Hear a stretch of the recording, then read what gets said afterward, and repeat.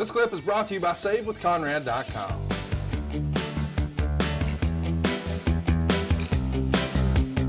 Now, coming up first, Sami Zayn. Have you been able to see much of Sami?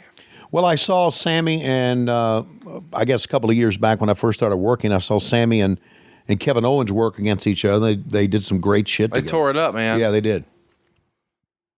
They've had a series of tremendous matches dating back to the Indies. I got to tell you, Sami Zayn has always been a rock-solid performer in the ring, but it's felt like he's had trouble sort of finding his footing within the WWE universe. And how about this announced crew? Byron Saxton on the left, Michael Cole in the middle, and of course, friend of the show, Corey Graves on the right. And I kind of forget that Corey hasn't always been bald. He used to rock that big-ass pompadour. Yeah, Corey is great at what he does. I don't think there's... I'm sorry. Without question. Thank you.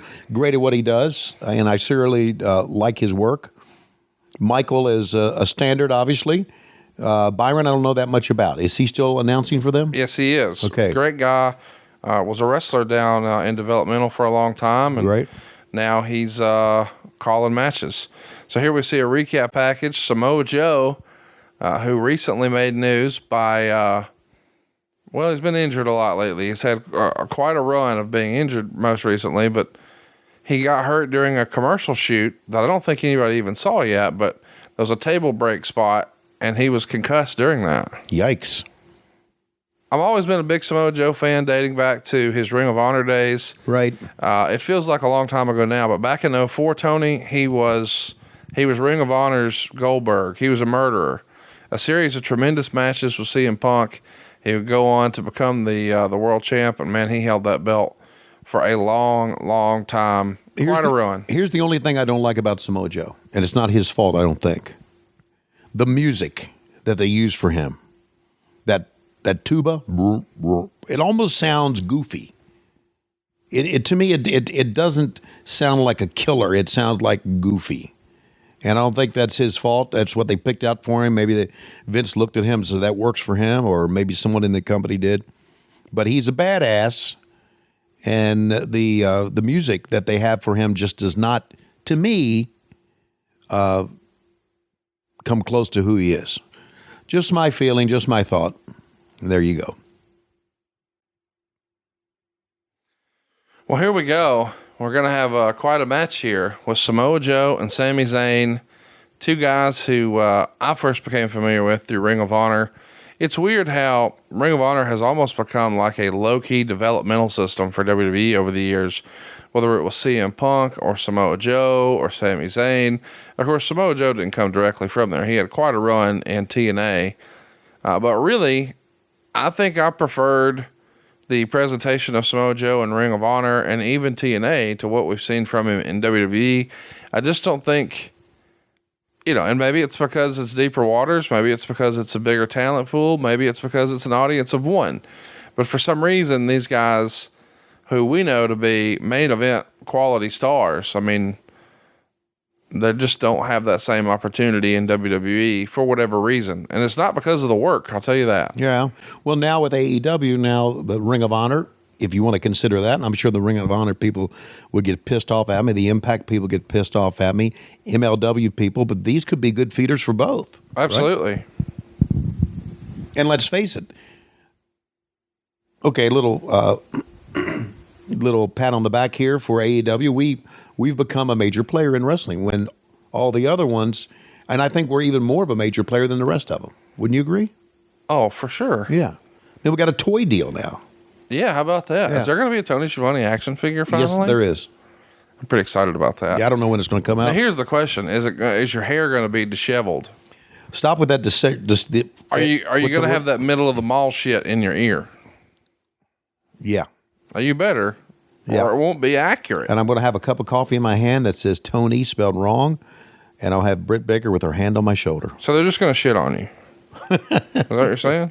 Yeah. Well, I've been used to being shit on, and that's fine. I mean, I can deal with it.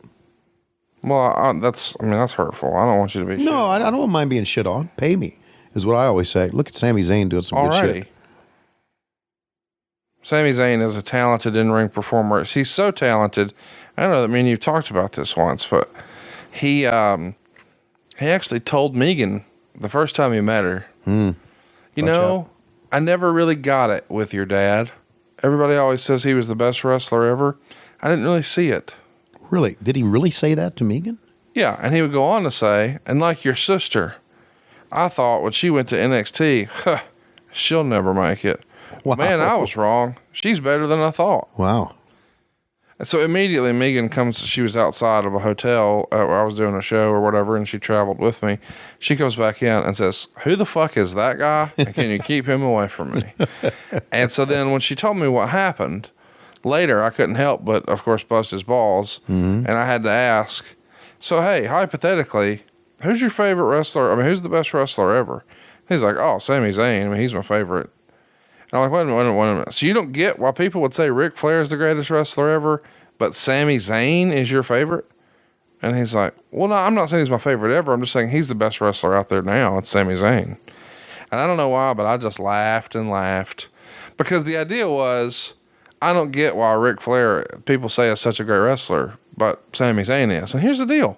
I can't say enough nice things about Sami Zayn. In fact, I think you would have loved his independent gimmick. Do you know what Sami Zayn's independent gimmick was? Of course I don't. I did not follow independent gimmicks at all. El Generico. El Generico? He was a generic luchador. Wow. So he would come out with a mask on and a cape, but the gimmick is he's a luchador, but not really. Okay. It's a comedy gimmick, but he's a badass wrestler who would break out badass wrestling matches. Got it. Out of a funny ha-ha gimmick. I think that's tremendous. I get the impression you're not as impressed with the namesake El Generico. No, it's good. It's good. What's going on with you, Tony? You're very distracted. I'm looking at Sami Zayn. I'm looking at Samoa Joe, and I agree with everything that you're saying. I think these guys, man, deserve to get a better push. So, do I sound like an AEW scout right now? I guess I do. Well, listen, I'll tell you, both of these guys would absolutely rip it up in AEW. You can imagine the type of main event world title matches Samoa Joe would bring. And the stories he could tell with guys like Cody Rhodes and Kenny Omega and John Moxley and et cetera, et cetera. By the way, we are a couple of weeks now, because as this is airing, as we're the week after Revolution, but I want to go back even further. What did you think of Cody's bump off the top of the cage?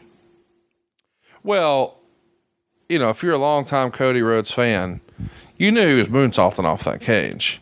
He moonsaulted when he was Stardust. He moonsaulted off the top of the cage during the MSG Christmas show, probably 5 or 6 years ago. And I mean, it was the highlight of the show and what people were talking about.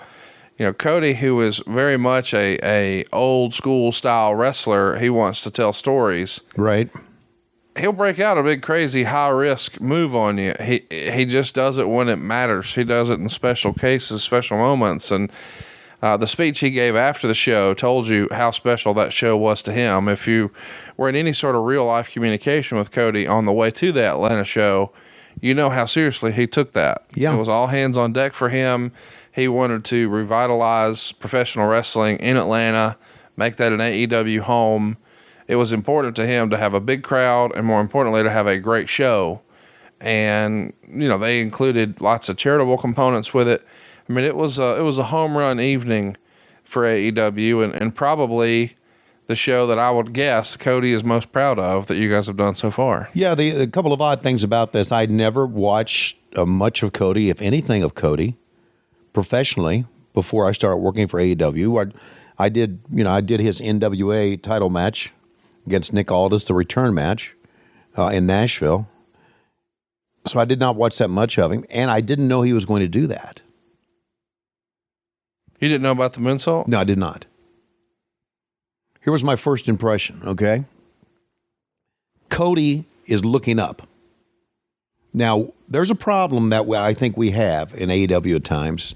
It doesn't happen much, but guys will look up at the monitor to see themselves, right? I mean, you see it a lot. They'll do a spot, and then they'll come out of the spot, and they'll kind of look up to the right or look up to the left. They're looking at themselves in the monitor. It's kind of a natural thing. They can't help it. I get it. So when Cody looked up, I'm thinking, is he looking at himself in the monitor? I'm thinking, oh, shit, I hope not. And then he climbed up. And then I'm thinking, what the fuck is he doing? Right. And then he got up top, and I'm saying, I thought he was going to do the big splash. I thought maybe, or maybe the big elbow or something. But when he came off backwards, it really, really excited me as a shoot. Didn't know it was coming, and I'm glad I didn't know it was coming. Because I think my excitement was genuine on that. Oh, it absolutely was. It was a big moment, and really, there's a lot of questions coming into that. You know, we're talking over a really great match here, but they're busting their ass here. These two kids. A real big question mark with Wardlow. You know, I'd never seen any of his work, and I don't think a lot of other wrestling fans had either, and so nobody really knew what to expect. But I thought they did a great job, and of course now we know how all that played out at Revolution and the whole MJF Cody Rhodes saga, and I'm ready for what's next, whatever that may be.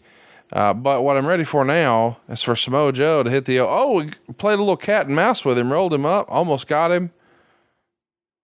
By the way, this show, the reason I wanted to watch it, okay, you know, we like to cover the shitty shows. Right. This show in the Wrestling Observer Reader Poll got 9.4% thumbs up. Oh, my God. Well, this had to be one of the better matches then. Believe it or not, when it comes to the best match poll, this placed fourth. Whoa. Neville and Jack Gallagher was first. Roman Reigns and Braun Strowman was second. Bayley and Charlotte was third. This was fourth. So if this is the fourth best match, it's going to be a pretty good show wrestling-wise. I would think so, and I don't know why the fans would make it a 9.4. Well, it's a transition pay-per-view. You know, it's a transition pay-per-view? Well, I'm just saying, you know, you've heard about, he was a transitional champion. Right. For instance, they wanted to get the belt off of Bob Backlund and on to Hulk Hogan. Got it. But they didn't want to have a babyface beat another babyface and perhaps split the audience. Insert Iron Sheik, transitional champion. Got you. This show is the show called not Royal Rumble and not WrestleMania. Got you. Just one of those things where, well, you know, I go back to this and, wow. I love that move. Don't you love that move? Yeah, I do too. I also like the way he sort of stomps around. By the way, it's worth mentioning, I don't know that you know this, but when Samoa Joe was coming up, he came through the California training schools with a wrestler named John Cena. Wow. So some of his first matches, John Cena. How about Joe, like, almost going into a trance with the choke here. Very Taz-like. That's your finish. 2.5 stars. The Coquina Clutch gets the finish. 9 minutes, 45 seconds. Meltzer would say the crowd was into this. Joe teased a muscle buster, but Zayn got out of it. Zayn went for the hell of a kick, but as he ran in, Joe caught him, slammed him down with the Uranagi, and then used the Coquina Clutch for the finish. 2.5 stars. Really set the tone for a nice pay-per-view, I thought. I liked it. I like both these competitors. I like both these kids. I'm sure they'd be... They probably should get a bigger push. You're about to say, I'm sure there'd be welcome additions to AEW. You're a full-blown fucking talent scout now. Well, listen, and they would be. They're great performers. Well, let's be honest. For any wrestling promotion to survive, you have to expand the talent roster. You can't use the same guys all the time. And I think, but you tell me, you read more than I do this stuff. As we're now in the month of March, there was a big story out there months ago that in March that they're going to release a lot of talent, right? Is that still going to happen? Or I hadn't heard that. Okay, I heard that. And I don't believe that to be true. Okay, so because they're signing up guys left and right. In fact, they've probably overspent trying to keep some talent away from AEW. And the cosmic joke with that is, I know for sure in some cases there was no interest on the AEW side. You know, so when you would hear these reports of, so-and-so got X number of dollars, I'd had specific conversations with people who make those decisions for AEW, like, oh, no, we're not into that at all. But, you know, ta-da, they got a big deal, and good for them. Yeah, good, absolutely. Because it worked the other way, too. I mean, as we know, you got paid 8 times more than you're actually worth based on the work you put in. I think it was like 5 times. There you go. Either way, I'm rounding. It's a rounding error, you know, 5X or 8X. Mm-hmm. The point is, competition created more revenue. That's right, and it creates a space for the boys. And how do you determine my worth? Just Don't answer that. Okay. Hey, it's Conrad Thompson. Thanks for checking out the podcast here on YouTube.